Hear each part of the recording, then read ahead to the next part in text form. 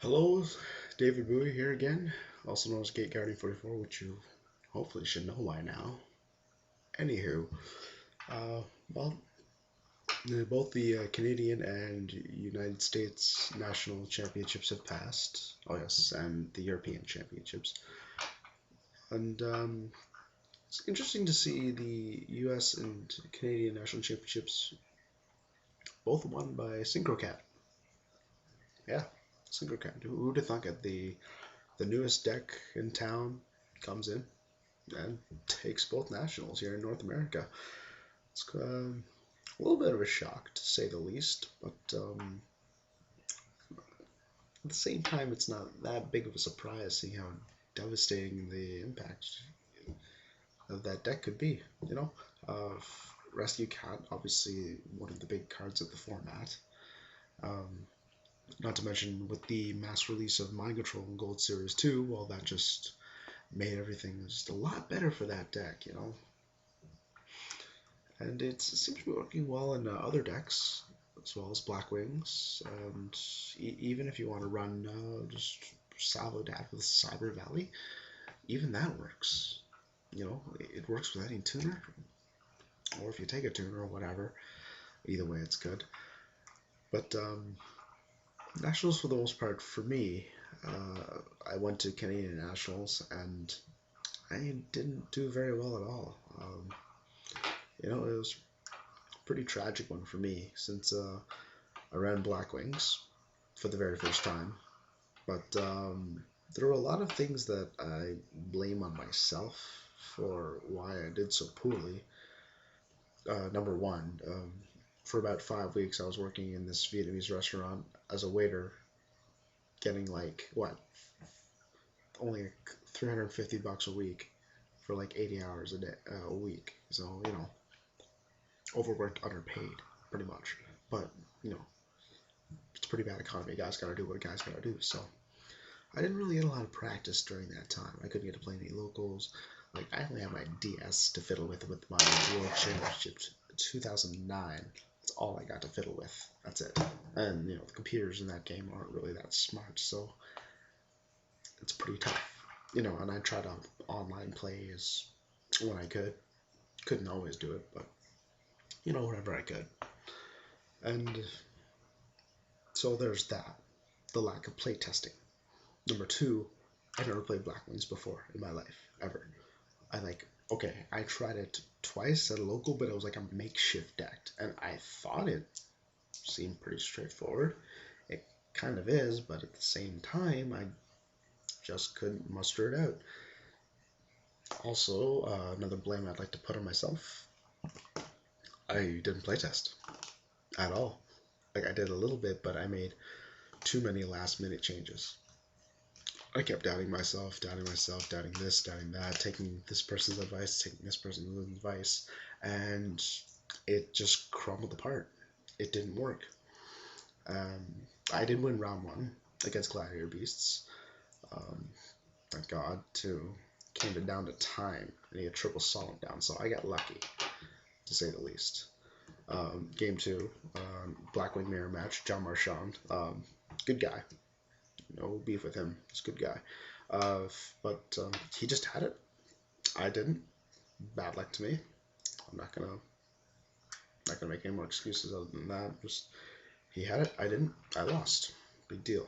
Round three, another Blackwing Mirror match, and I lost that one too. To I believe his name's Jean-François Langlais. Pretty sure that's what it is.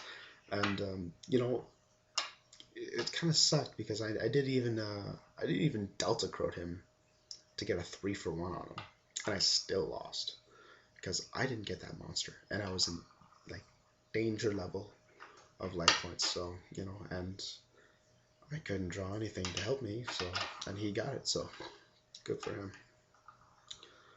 Other than that, and I just dropped. So I just couldn't do anything because if you don't top 8, then ninth place prize gets the same as the last place. So no way I'm gonna get it. So it wasn't pretty good for me.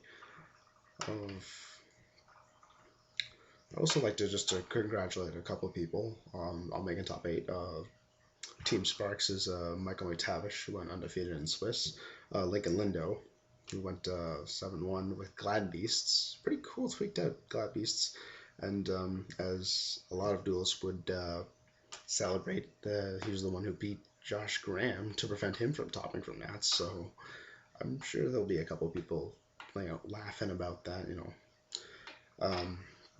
As well, Matt Peddle, fifth time in a row, I believe. Good job.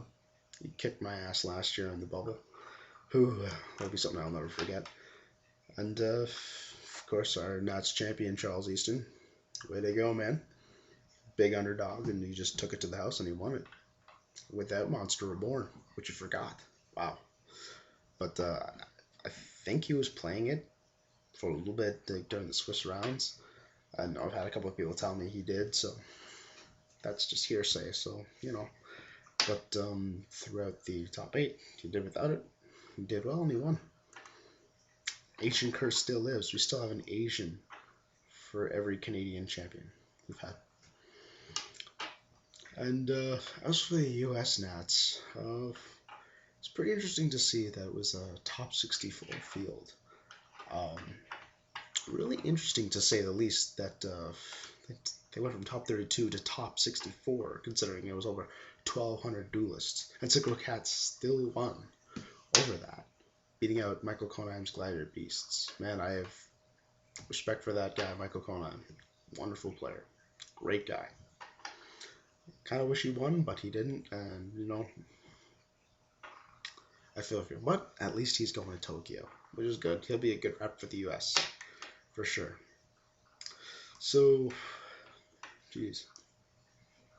I actually wanted to be at that Nats to judge, but unfortunately my ride had to bail on me, so I didn't have a ride up there, and so I couldn't get up there to judge. So that's a crappy thing. But the Worlds is going to be very, very interesting to say the least. Kind of see what kind of decks are wound up now. Good though, but I'll leave that for another video because that's a little bit too much to talk on right now. Anyway, so to keep moving on for nationals,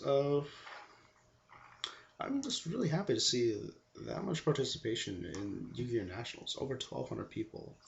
Props to you guys in the US for being able to do that. Like, I know a lot of people complain that with the game tab 32, the regions for any script kicking. Yeah, technically it's true in a sense, but Konami's doing the right thing, trying to get more people involved, more people in the game, and they took over on such short notice, so it was amazing how fast they were able to get this all together. So, props to the staff at Konami for being able to get everything together so quickly and giving everybody a good chance to play. Now, one thing that people don't like is the current format.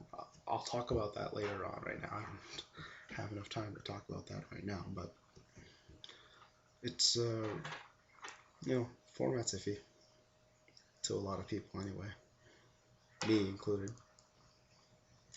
But it's a lot of people that people don't like right now, and I guess the opinion of the general consensus is that Nats was trash in a sense. But that's just what I've been hearing for the most part. It's a little bit of my opinion. I'll explain that later on.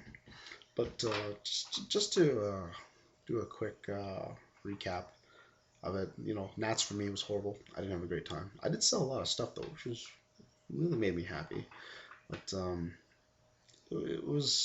Nats was a meh. I just can't even say it wasn't a good Nats for me.